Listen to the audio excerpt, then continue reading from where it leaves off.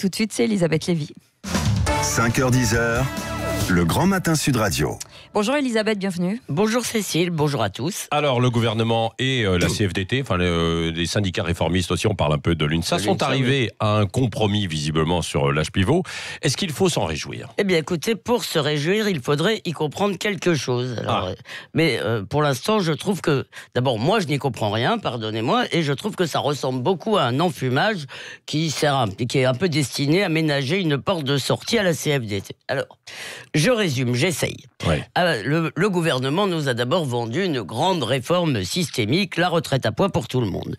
Et puis il s'est avisé que ce système serait déficitaire, et il a donc sorti de son chapeau le fameux âge pivot, c'est-à-dire la réforme paramétrique. Donc cet âge pivot devait se mettre en place entre 2022 et 2027, date à laquelle tout le monde devait, dans le projet initial, donc travailler jusqu'à 64 ans pour avoir sa retraite à taux plein. Bon, c'est cet âge pivot, on le sait, qui a provoqué la fureur de la CFDT et qui, elle, est favorable pourtant au système à points. Ouais, bon, alors justement, Édouard Philippe y a renoncé à l'âge pivot. Alors, dans sa lettre adressée au syndicat samedi, et c'est là que l'embrouillamini commence, il a annoncé que cette mesure ne figurerait pas dans le projet de loi qui sera présenté le 24 janvier au Conseil des ministres. La grande nouveauté, c'est ça, c'est-à-dire que cet âge pivot ne sera pas dans le texte.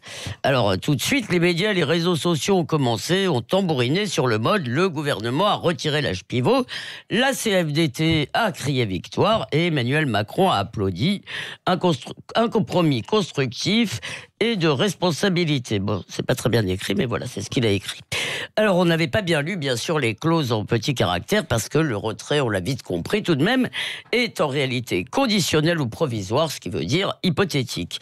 En effet, que se passe-t-il ? Le Premier ministre file le bébé aux partenaires sociaux et à cette conférence sur le financement. Et ceux-ci doivent parvenir à l'équilibre, sans réduire les pensions ni augmenter les cotisations. Oui, alors qu'est-ce qu'il y a de choquant dans ces demandes ?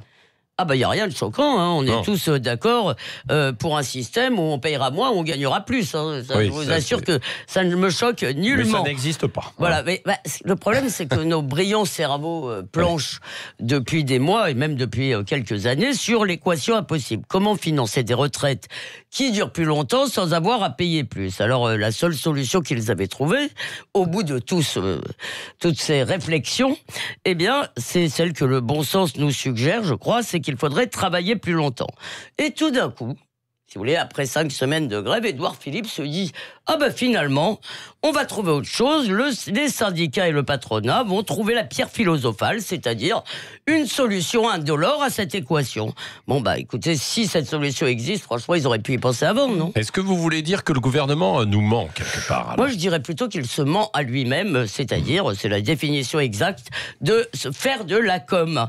Voilà, il se raconte une histoire, et d'ailleurs, les macroniens, vous savez, qui ont fait le service après-vente de la lettre d'Édouard Philippe, ils disent « personne n'a perdu », ce serait donc un super compromis gagnant-gagnant. Et pour une fois, je suis plutôt d'accord avec Philippe Martinez qui, lui, a déclaré hier que plus les jours passaient, plus tout cela, plus cette réforme était incompréhensible. Et comme le disait, vous savez, un grand penseur, la grand-mère de Martine Aubry, quand c'est flou, il y a un loup. Bon, merci Elisabeth Lévy, son regard libre chaque matin à 8h15.